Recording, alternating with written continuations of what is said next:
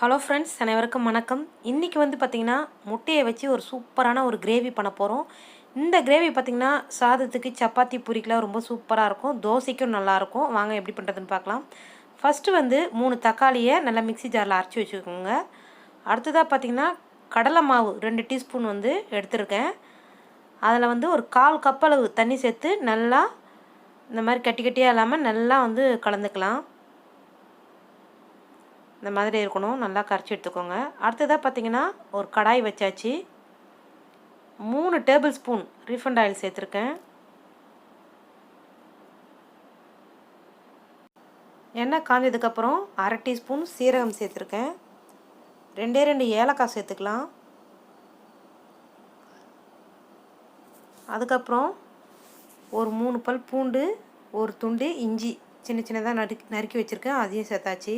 இதை நல்லா வந்து ஃபஸ்ட்டு நல்லா வதக்கி விட்டுக்கலாம். அடுத்ததாக வந்து வெங்காயம் சேர்த்துக்கலாம்.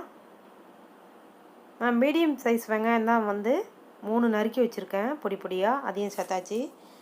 இது நல்லா வந்து பொன் வறுவலாக நல்லா வதக்கி விட்டுக்கலாம். அப்போ தான் வந்து கிரேவி டேஸ்ட்டாக இருக்கும். ஸ்டவ்வை வந்து மீடியம் ஃப்ளேம்லேயே வச்சுக்கோங்க. இப்போ நல்லா வந்து வதங்கிடுச்சு பாருங்கள்.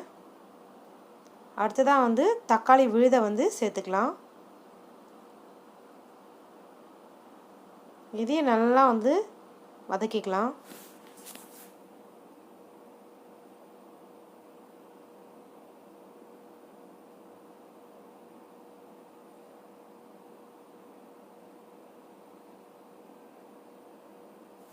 இதுக்கு தேவையான அளவு உப்பு சேர்த்துக்கலாம். இதையும் நல்லா மிக்ஸ் பண்ணிடுறேன். இப்போ நல்லா வந்து வதங்கிடுச்சு. 1/4 டீஸ்பூன் மஞ்சள்தூள் சேர்த்தாச்சு. 1 டீஸ்பூன் தனி மிளகாய்த்தூள், 1 டீஸ்பூன் தனியாத்தூள், 1/4 டீஸ்பூன் கரம் மசாலா. அவ்வளோதான். நல்லா வந்து வதக்கி விட்டுக்கலாம். ஒரு நிமிஷம் நல்லா வதக்கி விட்டுக்கோங்க. இந்த மிளகாத்தூள் நடிலாம் போயிடும். அடுத்ததாக பார்த்திங்கன்னா நம்ம கடலை மாவு கரைச்சி வச்சுருக்கோம் இல்லைங்களா, அதை சேர்த்துக்கலாம்.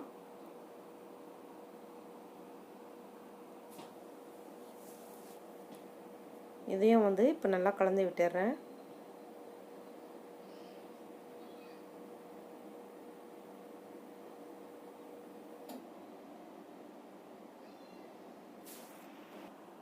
இப்போ வந்து நல்லா வதக்கியாச்சு. நம்ம எல்லா மசாலாவும் சேர்த்துட்டோம். அடுத்ததாக வந்து 1 கப்பு தண்ணி சேர்த்துக்கலாம். சேர்த்துட்டு இதையும் ஒரு தடவை வந்து கலந்து விட்டுடலாம். முட்டையை வந்து நல்லா வேக வச்சு எடுத்துக்கோங்க. வேக வச்சுட்டு 2 பக்கமும் வந்து கீனி வச்சுக்கோங்க கத்தியில். அப்போ தான் வந்து மசாலாலாம் உள்ளே இறங்கி முட்டை டேஸ்ட்டாக இருக்கும். இப்போ 4 முட்டை வந்து நான் வேக வச்சு எடுத்துருக்கேன். அதை சேர்த்தாச்சு. இப்போ சேர்த்துட்டு ஒரு 5 நிமிஷம் சிம்மில் மூடி வச்சு எடுத்துட்டேன். நல்லா சூப்பராக குக் ஆகிடுச்சு பாருங்கள். இப்போ வந்து ஒரு 1/4 டீஸ்பூன் மிளகுத்தூள் சேர்த்தாச்சு.